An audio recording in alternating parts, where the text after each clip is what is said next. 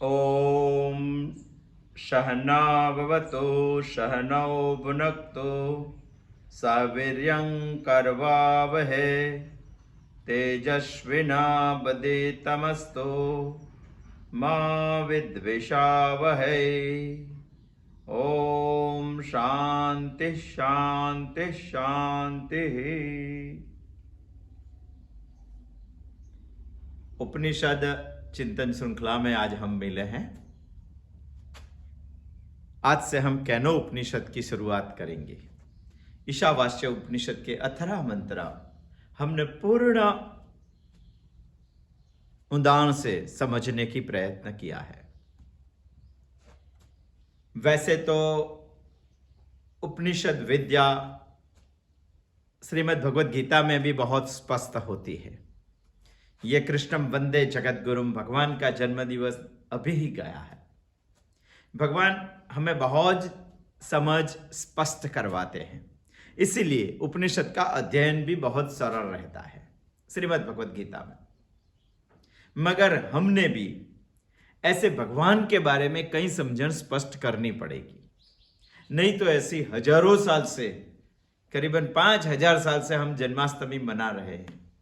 ऐसी जन्माष्टमी आएगी और जाएगी, फर्क क्या पड़ने वाला है। दुनिया में बहुत सारा वर्ग ऐसा है जो कृष्ण को अद्वितीय चरित्र मानने के लिए तैयार नहीं है और कृष्ण के चरित्र ऊपर बहुत सारे आक्षेप लगा रहे हैं। वो आक्षेपों का बहुत गहनता से जवाब देने की हमें ताकत होनी चाहिए। कई लोग बता रहे कृष्ण पूर्ण पुरुषोत्तम कहाँ है, कृष्ण को आप अवतार क्यों मानते हैं।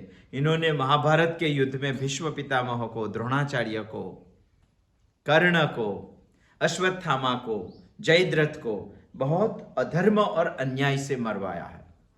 तो इसको आप भगवान कैसे बोल सकेंगे?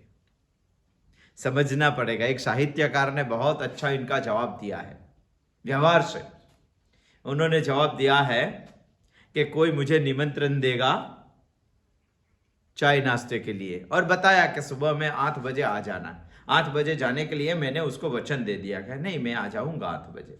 मगर हुआ ऐसा कि उनके घर पे उनकी माँ का 7:30 बजे हार्ट अटैक आया। तो क्या करना पड़ेगा उसको?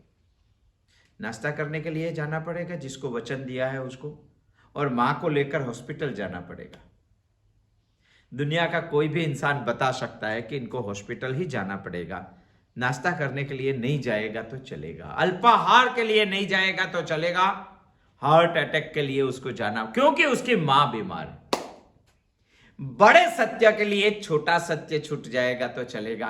भगवान का बड़ा सत्य है इस दुनिया में परित्राणाय साधूनाम विनाशाय च दुष्कृताम धर्म संस्थापनार्थ। ये बड़े सत्य के लिए सब छोटे सत्य छूट जाएंगे तो चलेगा। इसीलिए वो तो अवतार ही है, वो तो पूर्ण पुरुष। हमारे जैसा व्यक्ति सामान्य रहकर भी असामान्य काम कर सका है, वैसा है श्री कृष्ण का चरित्र। उस चरित्र के बारे में हम स्पष्ट होने चाहिए, हमारी समझ स्पष्ट होनी चाहिए। वैसी उपनिषदों के बारे में भी हमारी समझ स्पष्ट होनी चाहिए।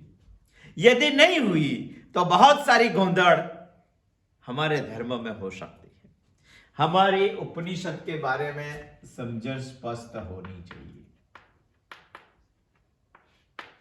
सबसे पहले तो हमें यह अध्ययन करना चाहिए कि उपनिषद का चिंतन हमें क्यों करना है, क्यों करना है उपनिषद का चिंतन हमें, वो बात हमारी स्पष्ट होनी चाहिए। यह स्पष्ट होने के बाद हम कैनो उपनिषद का अध्ययन शुरू करेंगे। एक उपनिषद का अध्ययन हमने पूर्ण किया है, चिंतन कर लिया है। ईशावास्यमेदं सर्वम यत्किंच जगत्यां जगत। श्रुति ने जो बात बताई वो ईशावास्य उपनिषद के 18 मंत्र में हमने पढ़ी है। अभी कैनो उपनिषद हमें कुछ बात बता रही है, मगर हमें प्रश्न ये है कि श्रीमद् भगवद गीता का अध्ययन हमने कर लिया, बात खत्म हो गई। उपनिषद का अध्ययन हमें क्यों करना चाहिए? उपनिषद का मुख्य विषय कौन सा है? उपनिषद का मुख्य विषय है ब्रह्म विद्या। हमें उपनिषद के शरण में जाएंगे तो उपनिषद हमें अज्ञान से मुक्ति मिलवाती है, अविद्या से मुक्त करवाती है और परमात्मा का साक्षात्कार करवाती है। इसी को ही हम उपनिषद बोलते हैं, इसी को ही हम उपनिषद का मुख्य विषय ब्रह्म विद्या बोलते हैं। ब्रह्म विद्या ही आत्मज्ञान है, ब्रह्म विद्या ही मुक्ति है, ब्रह्म विद्या ही मोक्ष है। मगर ब्रह्म विद्या का यह लक्षण है कि जो उपनिषद का मुख्य विषय है और जो उपनिषद की शरण में हम जाएंगे तो उपनिषद हमें अविद्या से मुक्त करवा के परमात्मा का साक्षात्कार करवाती है। इसीलिए हमें ब्रह्म विद्या तो पढ़नी ही चाहिए। मगर हमारे मन में यह प्रश्न खड़ा होता है कि हम बहुत सारी विद्याएं पढ़ रहे हैं, ये ब्रह्म विद्या क्या चीज है? क्योंकि आज दुनिया में तरह तरह की विद्याएं इंसान पढ़ रहा है, बहुत सारी विद्याएं पढ़ता ही रहता है, पढ़ता ही रहता है, पढ़ता ही। अरे बहुत सारी विद्याएं पढ़ ली तो हमें ब्रह्म विद्या की क्या जरूरत है, हमें उपनिषद की क्या जरूरत? वो भी हमारे मगज में बात स्पष्ट होनी चाहिए। यदि ये बात स्पष्ट हुई तो हम पूरे ध्यान से उपनिषद का चिंतन करेंगे। 11 उपनिषद का हमें चिंतन करना है। वैसे तो बहुत सारे उपनिषद हैं हमारे शास्त्रों में, मगर शंकराचार्य ने कुछ गिने चुने उपनिषद के ऊपर भाष्य लिखा है। हम भाष्य वाला उपनिषद ही पढ़ रहे हैं। पहला ईशावास्य उपनिषद पे भाष्य लिखा है, इसलिए ईशावास्य उपनिषद का चिंतन किया है। अब हम कैनो उपनिषद का चिंतन। उपनिषद क्यों पढ़ना है? क्योंकि उपनिषद का मुख्य विषय है ब्रह्म विद्या। हमें प्रश्न यह खड़ा होता है कि हम तो बहुत सारी विद्याएं पढ़ रहे हैं, तो ब्रह्म विद्या की हमें क्या जरूरत है? यदि हमें जरूरत नहीं है तो हमें उपनिषद का चिंतन क्यों करना है? इसके लिए हम एक दृष्टांत से समझेंगे। ब्रह्म विद्या, अन्य विद्या।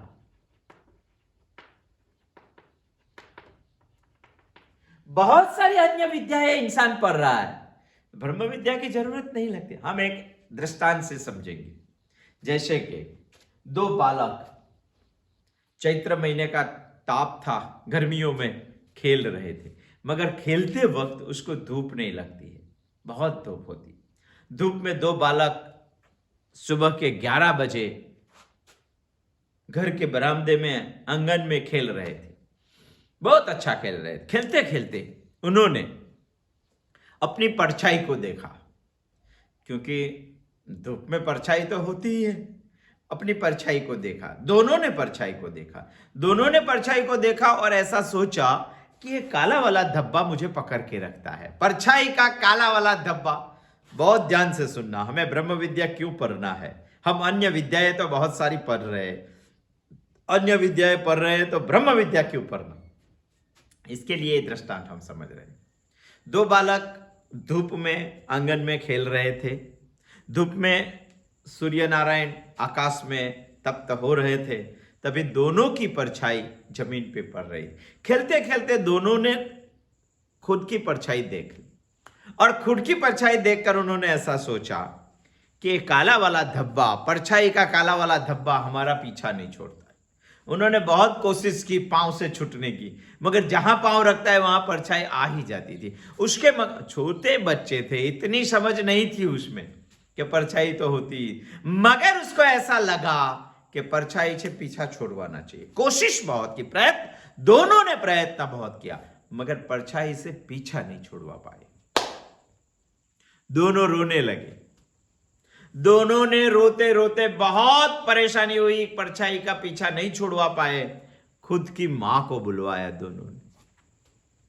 एक लड़के की मां आई, जो पहला था और दूसरा था, दूसरे लड़के की मां आई और उन्होंने बताया कि बेटा क्या तकलीफ है तुझे? तो उनके लड़के ने बताया कि मां, मेरा ये काला वाला धब्बा, उसको परछाई नाम भी नहीं आती थी, ये काला वाला धब्बा मुझे छुड़वाना है, छुट्टा नहीं है, मैं परेशान हो गया हूं, मुझे इससे निकलना है। काले वाली मां ने बताया कि इस दूसरे वाली मां, जो दूसरे लड़के की मां थी, उन्होंने बताया कि इसमें क्या दिक्कत है, अभी छुड़वा देता हूं तुझे, इसमें छोड़ने की क्या मतलब, मैं छुड़वा देता हूं, मैं तेरे साथ हूं। उसकी मां ने ये लड़के को उठा के कोई पेड़ का छांव था बहुत बड़ा, उसमें जाके रख दिया। यदि हम बड़े पेड़ या मकान के छांव में आ जाएंगे तो हमारी परछाई नहीं पड़ती। तभी उसकी मां ने बताया कि देखो आपकी परछाई चली गई ने, आपका काला वाला धब्बा चला गया ने। उन्होंने भी बताया कि सही माने में मेरा काला वाला धब्बा चला गया, मगर टेम्पररी, तत्काल पूर्ता उसको सुख मिला, मगर उसके मन में परछाई की डर लग गई थी, वो डर नहीं निकली। एक की मां ने उसको उठा के पेड़ की छांव में लेके जाके रख दिया तो उन्होंने ऐसा सोचा कि परछाई से पीछा छूट गया, मगर पेड़ की छांव से बाहर निकला, तुरंत परछाई आ गई। उसको परछाई से छुटकारा तत्काल समय के पूर्ता मिल गया, मगर उसको डर नहीं निकला। मन में भयंकर डर घुस गया था परछाई का। करना क्या है? दूसरे लड़के की मां भी आई। ये दूसरे लड़के की मां ने यह किया, पहले वाले लड़के की मां भी आई। उन्होंने पूछा उसके लड़के को, बेटा क्यों रो रहा है? एक की मां ने तो उठा के पेड़ के छांव में रख दिया तो परछाई गायब हो गई। थोड़ी देर के लिए उसका डर निकल गया, मगर उसमें बहुत से गहरा डर था कि परछाई यहां से बाहर निकलूंगा तो आ जाएगी, और खुद आ ही जाती है। और पहला वाला लड़का जो रो रहा था उसके पास उसकी मां गई। उन्होंने उपनिषद का अध्ययन किया हुआ था। वो मां ने वो बच्चे को पूछा कि बेटा क्यों रो रहा है। उन्होंने बताया कि मां काला वाला धब्बा मुझे परेशान कर। अरे मां ने बताया कि उसमें क्या है तो इससे क्यों रो रहा है? ये तो होगा ही हमारे साथ, और इससे रोने की कोई जरूरत नहीं। मैं समझाऊंगा तुझे, मैं तेरे साथ हूं। समझ ये क्या चीज है। तू जब भी धूप में जाएगा तभी ये तेरी परछाई तेरे साथ रहेगी ही, मगर ये परछाई कुछ अलग नहीं है। तू जैसा करेगा वैसा ये परछाई करेगी। चल तू तेरा बायां हाथ खड़ा कर दे। उन्होंने दायां हाथ खड़ा किया, बायां हाथ खड़ा किया, तो परछाई ने भी ऐसा किया। उसको विश्वास आ गया कि वो तो मेरा ही पार्ट है, मैं जैसे करूंगा वैसे करती है वो परछाई, तो उससे डरने की कोई जरूरत नहीं। उसकी मां ने उसको ऐसा समझाया, परछाई के बारे में ऐसी स्पष्ट समझ दी कि उसका कायम के लिए डर निकल गया।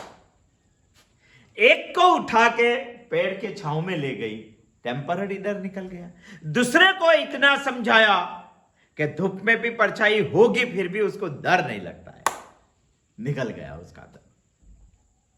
बस वैसा ही तफावत अन्य विद्या और ब्रह्म विद्या में। अन्य विद्या माने जो हम पढ़ रहे हैं वही विद्या की बात करें, चाहे कितनी भी बड़ी विद्या हो, ब्रह्म विद्या जैसा काम अन्य विद्या नहीं कर पाती। कितना भी बड़ा पढ़ाई लिखाई हमने की हो, हम डबल ग्रेजुएट हो गए, पीएचडी हो गए, आईएएस हो गए, जितना भी पढ़ना है उतना पढ़ लो, मगर वो विद्या ब्रह्म विद्या का ऑल्टरनेटिव नहीं है, विकल्प नहीं है। हमें दूसरे बच्चे को जैसे उसकी मां उठा के पेड़ के छांव में ले जाती है, वैसे दुनिया की सभी विद्याएं हमें उठा के किसी छांव में ले जाती है, तो टेम्पररी, तत्काल समय के पूर्तता के लिए हमारा डर निकल जाता है। मगर जैसे हम धूप छांव में से बाहर निकलते हैं धूप में, तभी हमारी परछाई आ जाती है। दुख तो खड़ा ही है। कोई भी विद्या मुझे दुख मुक्त नहीं कर सकती है, करवाती है तो थोड़े क्षण के लिए क्षणिक सुख का अनुभव करवाती है। शाश्वत सुख दुनिया की कोई विद्या के पास नहीं है, सिर्फ ब्रह्म विद्या के पास है, जो हमें समझाती है वास्तव में तू कौन है, तेरा कौन है, तुझे क्या करना है। पहले वाले बच्चे की मां ने वैसा ही समझाया कि जब भी सूर्य रहता है तभी परछाई रहेगी ही। हमें उपनिषद वाली हमारी हजार मां जैसा प्रेम करने वाली मां समझा रही है कि जैसे चैतन्य का प्रकाश इस दुनिया में रहेगा तो मन की परछाई रहेगी ही, जैसे सूर्य का प्रकाश इस दुनिया में रहेगा तो मेरे शरीर का, मेरे तन का परछाई रहेगी ही। ऐसी जो मां ने समझाया, जैसा मन वैसी दुनिया जगत, जैसा तू वैसी तेरी परछाई। और रात को सूरज नहीं रहता है तो परछाई नहीं रहती है, रात को हम सुसुप्ति में चले जाते हैं, तभी मन नहीं रहता है, तभी वो चैतन्य की परछाई भी नहीं दिखाई देती। मगर एक बात निश्चित है, जैसे पहले वाले बच्चे की मां ने उसको शाश्वत सुख के लिए पूरी समझ दी परछाई के बारे में, और परछाई के बारे में समझ दी, और परछाई का डर निकल गया उसका। और दूसरे बच्चे की मां ने छांव में ले जाके परछाई टेम्पररी हटा दी, और क्षणिक टाइम के लिए उसको सुख मिला, मगर शाश्वत सुख नहीं मिला। उपनिषद वाली मां हमें समझा रही है कि मैं कौन हूं, मुझे ब्रह्म विद्या दे रही है, और ब्रह्म विद्या देकर मुझे शाश्वत सुख दे रही है। दुनिया की किसी भी विद्या की ताकत नहीं है मुझे ब्रह्म विद्या के समकक्ष ले जाए। इसीलिए दुनिया में बहुत सारे पढ़े हुए लोगों को भी उपनिषद तो पढ़ना ही चाहिए, इसका चिंतन तो करना ही चाहिए। वही है उपनिषद का राज, वही है विद्या उपनिषद की। ब्रह्म विद्या उपनिषद का मुख्य विषय है। जिसमें ब्रह्म विद्या है उसी को ही उपनिषद बोलते हैं। उप वत्ता निषद, जो परमात्मा के पास जो विद्या हमें ले जाती है, इसी को ही ब्रह्म विद्या बोलते हैं। हमें पढ़ना चाहिए उपनिषद। आज हम पढ़ रहे हैं कैनो उपनिषद।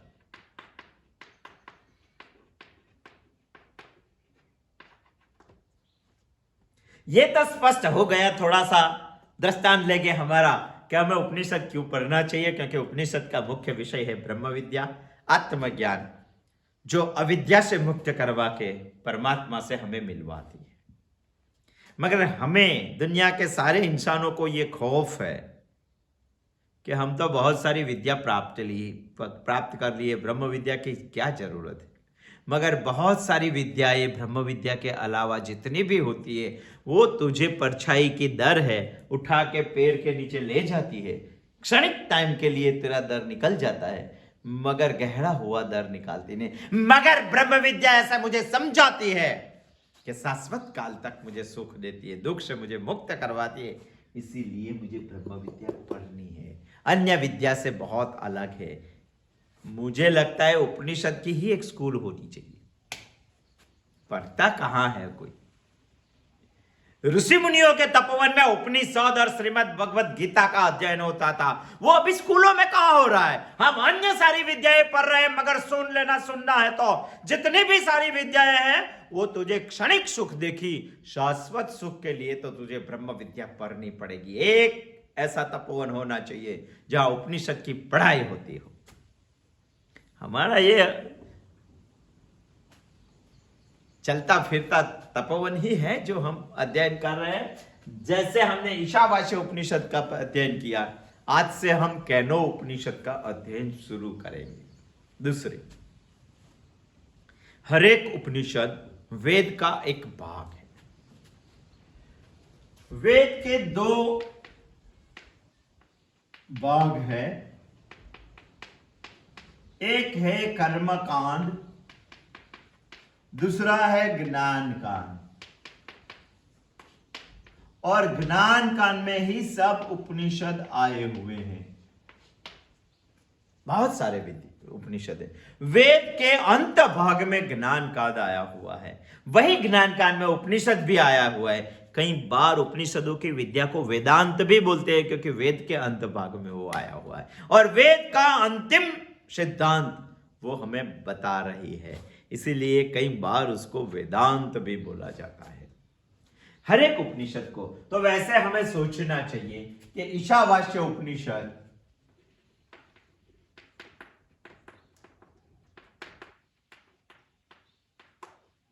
हमने अध्ययन किया है।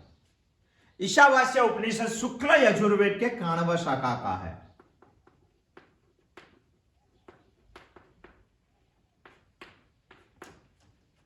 तो कैनो उपनिषद कहां से आया है? कैनो उपनिषद सामवेद से आया हुआ है। वैसे तो सामवेद हमें पढ़ाई में ध्यान रखना चाहिए।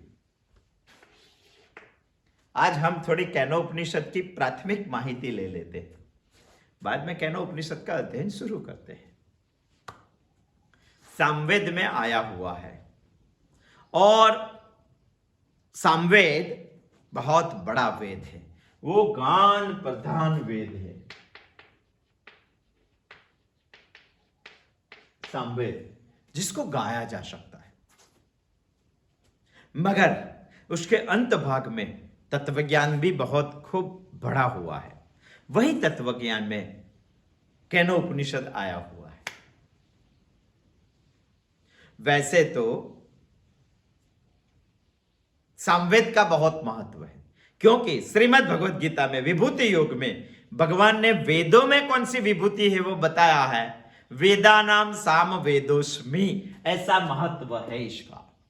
भगवान ने श्रीमद् भगवद गीता में बताया है कि चारों वेदों में मुझे कोई वेद जानना है तो मैं सामवेद हूं। वेदानाम साम वेदोस्मि, यानी सामवेद भगवान की विभूति है। वही सामवेद में कैनो उपनिषद आया हुआ है, इसीलिए हमें बहुत ध्यान से इसका चिंतन करना पड़ेगा।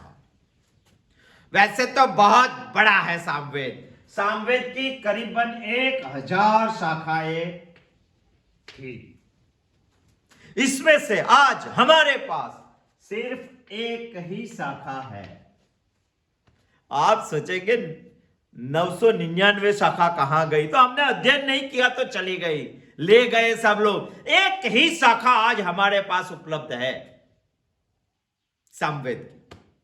सोचना चाहिए, कौन पढ़ता है उपनिषद को? कौन सी स्कूल में उपनिषद पढ़ाया जाए? अरे कौन बाप है जो अपने बच्चे को उपनिषद पढ़ाता है? नहीं पढ़ाता है तो यह स्थिति आ गई। देखो, सामवेद की 1000 शाखाएं थी, उसमें से आज हमारे पास सिर्फ एक ही शाखा है।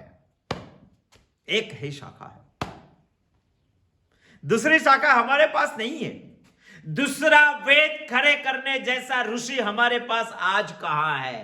कहां ऐसा कोई ऋषि हमारे पास खड़ा होगा जिसको वेद की ऋचाओं का दर्शन होगा? नहीं होता है। यदि खड़ा नहीं कर पाए तो जितना था उतना संभाल तो सकते हैं, संभाल भी नहीं पाए। जितना था उतना परसेंटेज में भी नहीं संभाल पाए हम। 1000 में से सिर्फ एक शाखा हमारे पास है, एक ही शाखा।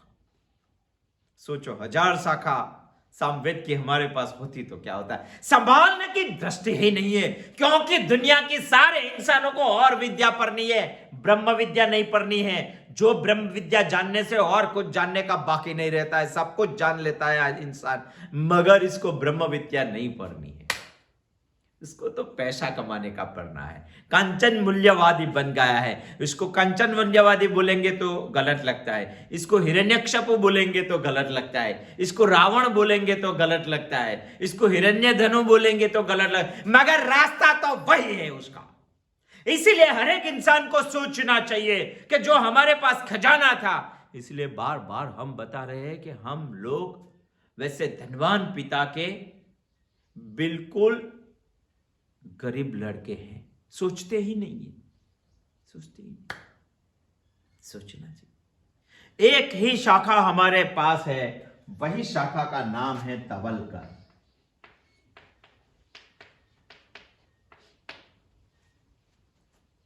वो शाखा के 9वें अध्याय में ये उपनिषद आया है, कैनो उपनिषद।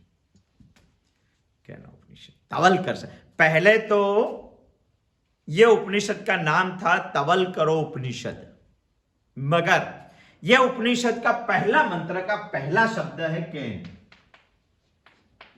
जैसे ईशावास्य उपनिषद के पहले मंत्र का पहला शब्द है ईशा। ईशावास्यमेदं सर्वम, वही ईशा से लेकर पहले शब्द को उठाकर इसका नाम ईशावास्य उपनिषद पड़ा है। कैने सितम प्रसितम मनः, वैसे कैनोपनिषद के पहले मंत्र का पहला शब्द उठा के इसका नाम कैनोपनिषद पड़ा है। बाकी इसका नाम तवलकरो उपनिषद था, क्योंकि वो सामवेद की तवलकर शाखा में आया हुआ है, तत्व ज्ञान से भरा हुआ है। एक ही शाखा में, जो ये एक शाखा है, इनमें ही 1400 ऋचाओं है। एक ही शाखा। देखो, 1000 शाखाएं हमारे पास होती तो कहां पहुंच जाते। एक ही शाखा में 1400 ऋचाओं है। कैन का अर्थ होता है किससे, कोना बड़े। इसीलिए कैनोपनिषद बहुत रहस्यमयी है, हमें समझना पड़ेगा। इसके बाद समझेंगे तो हमें पूरी सृष्टि का रहस्य भी मालूम हो जाएगा। ईशावास्य कैनोपनिषद में संवाद है,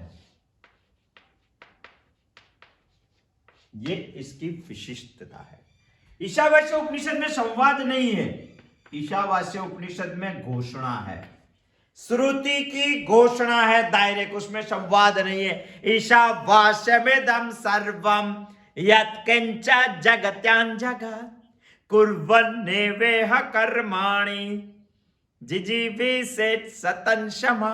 डायरेक्ट घोषणा है श्रुति की, यहां घोषणा नहीं है, यहां संवाद है, वाद नहीं है, संवाद है।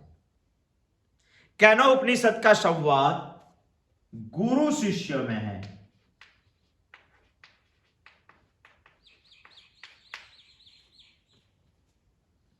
समझना पड़ेगा हमें, शिष्य के मन में कौन सा प्रश्न है और गुरु ने कौन सा उत्तर दिया, वो हमें समझना पड़ेगा। यह उपनिषद की एक विशिष्टता यह है कैनोपनिषद की, कि वो गद्य और पद्य दोनों में है। वो आधा उपनिषद ऐसा है कि जिसको गा सकेंगे, और आधा उपनिषद ऐसा है कि जिसको गा नहीं सकेंगे, पढ़ना पड़ेगा। ऐसा है ये उपनिषद। कुछ हर एक उपनिषद की कोई ना कोई विशेषता होती है, यही ये उपनिषद की भी विशेषता होती है, गद्य और पद्य। इसके 4 खंड है। इसमें पहला खंड, दूसरा खंड, तीसरा खंड और चौथा खंड, 4 भाग है इस उपनिषद के। पहले खंड में 9 मंत्र है, दूसरे खंड में 5 मंत्र है, और सभी मंत्रों को कुछ विषय के तरह उसमें बताया गया है। तीसरे का 12 मंत्र है और चौथे का 9 मंत्र है। ऐसे सब मिला के कुल 35 मंत्र है कैनोपनिषद का। ईशावास्य उपनिषद का हम 18 मंत्र पढ़े हैं, कैनोपनिषद का 35 मंत्र है, और 35 से 35 मंत्र हमें अध्ययन करना है। पहला खंड क्या बता रहा है? पहला खंड ब्रह्म का स्वरूप, ब्रह्मा का स्वरूप बता रहा है। दूसरा खंड भी हमें कुछ बता रहा है, दूसरे खंड में ब्रह्म ज्ञान है, और तीसरा खंड का भी एक ये है, ब्रह्म का सामर्थ्य है, क्या सामर्थ्य है, और देवों को कुछ गर्व आ गया था, वो गर्व का बहुत अच्छी कथानक है तीसरे खंड में। और चौथे खंड में आत्मज्ञान माने शाश्वत सुख की बात की हुई है। चारों खंड की कुछ विशिष्ट बातें हैं। ब्रह्मा का स्वरूप क्या है, वहां से लेकर ब्रह्मा का सामर्थ्य, और ब्रह्म ज्ञान हमें परमानेंट हो जाने के बाद क्या हमें ये होता है, वो सब बात कैनोपनिषद में बताई। यहां के 2 मंत्र पहले और दूसरे 2 खंड, पहले जो 2 खंड है वो गद्य है, और दूसरे जो 2 खंड है वो पद्य है। गद्य यानी पढ़ना, और पद्य माने गाना, ऐसा है वो। 3 और 4 खंड। हर एक उपनिषद का एक शांति मंत्र होता है। उपनिषद जिस मंत्र में आता है, जिस वेद में आता है, वही मंत्र, वेद का एक शांति मंत्र होता है, और उपनिषद बोलने से पहले शांति मंत्र बोला जाता है। कैनोपनिषद की विशिष्टता यह है कि इसके 2 शांति मंत्र हैं। 2 शांति मंत्र में से एक पद्य है और एक गद्य है। एक पद्य है, एक गद्य है, जिसको एक को गा सकते हैं, एक को पढ़ सकते हैं। 2 शांति मंत्र हैं। जैसे आज हमें उपनिषद चिंतन शुरू करने से पहले जो मंत्र बोले, ओम सहना भवतु सहनौ भुनक्तु, वो एक सामवेद का शांति मंत्र है, इसलिए इसको हम गा सकेंगे।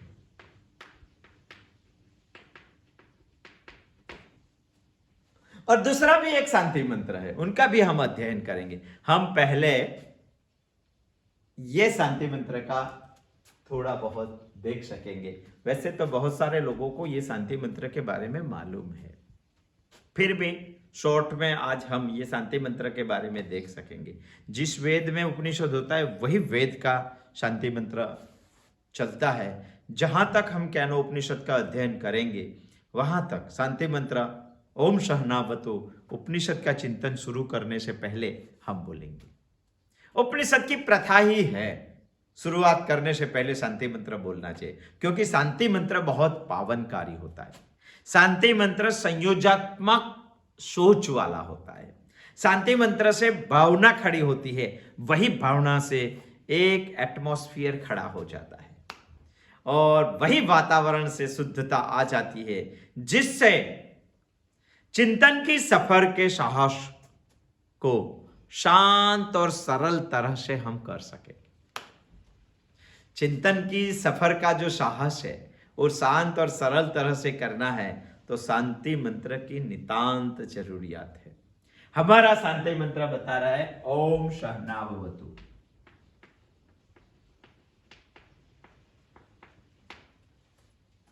ओम का मतलब है परमात्मा, ओम का मतलब है ब्रह्मा, ब्रह्म। सह नौ अवतु। सह का मतलब होता है साथ में, नौ का मतलब होता है दोनों का, और अवतु का मतलब है रक्षण करने का। यहां परमात्मा से पहली प्रार्थना है कि हमारे दो का रक्षण करना भगवान, हम दोनों का साथ में रक्षण करना। ओम सहनावतु सहनौ भुनक्तु।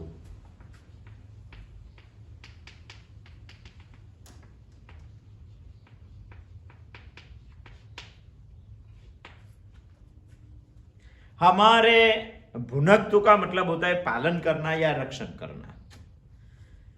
सहनावतु अवतु का मतलब होता है रक्षण करना, भुनक्तु का मतलब होता है पालन करना। हमारे दोनों का साथ में रक्षण करना, हमारे दोनों का साथ में पालन करना। सिर्फ रक्षण करने से कुछ नहीं होता है, इसलिए भगवान को यही प्रार्थना है कि भगवान हमारा रक्षण करो और हमारा पालन करो, दोनों का साथ में। और मतलब सह वीर्यम करवावहे।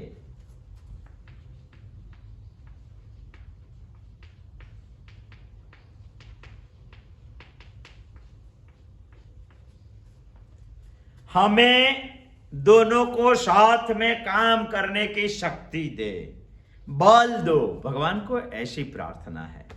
सहनो भुनक्तु सवीर्यम करवाओ, हम दोनों को साथ में काम करने की भगवान शक्ति दो। देखो पहला क्या मांगा, हम दोनों का रक्षण करो।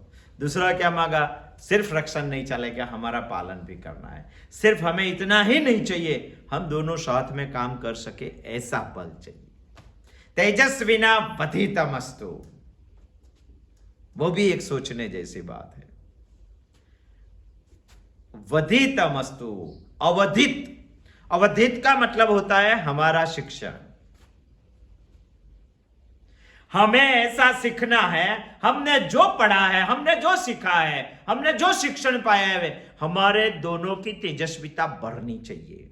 तेजस्विना वधितमस्तु, अवधित माने शिक्षण। हमने जो पाया है, हमने साथ मिलकर जो भी शिक्षण पाया है, वो शिक्षण से हमारी तेजस्विता बढ़नी चाहिए। मां विद्वेषा वहै, हम एक दूसरे के प्रति द्वेष रहित होना चाहिए। हम एक दूसरे के प्रति द्वेष भाव न रखें भगवान। ओम शांति शांति शांति ही। 3 बार शांति का मतलब अधिभौतिक, अधिदैविक और आध्यात्मिक, तीनों ताप से हमें मुक्ति चाहिए। हम दोनों माने कौन? हम दोनों माने गुरु और शिष्य। उपनिषद को पढ़ने से पहले यह प्रार्थना की है कि भगवान हमारे दो का आप रक्षण करो। रक्षण नहीं, हमारा पालन भी करो। इतना ही नहीं, हमें साथ में काम करने की शक्ति दो। इतना ही नहीं, हमने जो पाया है, जो सीखा है, जो शिक्षण लिया है, उससे हमारी तेजस्विता बढ़नी चाहिए। इतना ही नहीं, साथ में रहने के क्या विद्या ये शांति पर्व में लिखी है वो समझनी चाहिए, बहुत गहराई से समझनी चाहिए। ऐसा ही नहीं, हम दो एक दूसरे को द्वेष भाव न रखें, ऐसा करना। पहले तो रक्षण करने की प्रार्थना है, दूसरी पालन करने की प्रार्थना है। मगर रक्षण और पालन करना है तो उसको हमें शक्ति देनी ही पड़ेगी। यदि हमें बल आ गया तो हम एक दूसरे से अलग हो जाएंगे। इसीलिए यह प्रार्थना है कि भगवान सहवीर्यम करवावहै, हम साथ में काम कर सके ऐसी शक्ति देने का। मगर साथ में काम कर सके तो कुछ सीख जाएंगे, और सीखने के बाद तेजस्विता बचेगी क्या? इसीलिए आगे की प्रार्थना है तेजस्विना वर्धितमस्तु।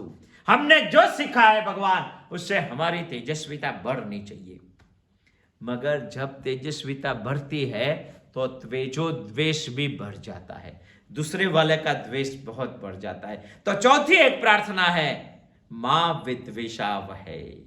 हे भगवान, हम दोनों को साथ में रहने से एक दूसरे के प्रति द्वेष भाव नहीं होना चाहिए। ओम शांति शांति शांति। हमें तीनों प्रकार की शांति चाहिए। केनोपनिषद का ये शांति पर्व मंत्र है। दूसरा भी एक केनोपनिषद का शांति मंत्र है। आने वाले बुधवार को आएंगे और हम सोचेंगे। आज हमने कुछ ऐसा सोचा कि हमें उपनिषद का अध्ययन क्यों करना चाहिए ब्रह्म विद्या के लिए। तो हम अन्य विद्या पढ़ रहे हैं और ब्रह्म विद्या जो है उसमें फर्क क्या है, वो आज हमने एक छांव वाला और परछाई वाला दृष्टांत देके समझ लिया।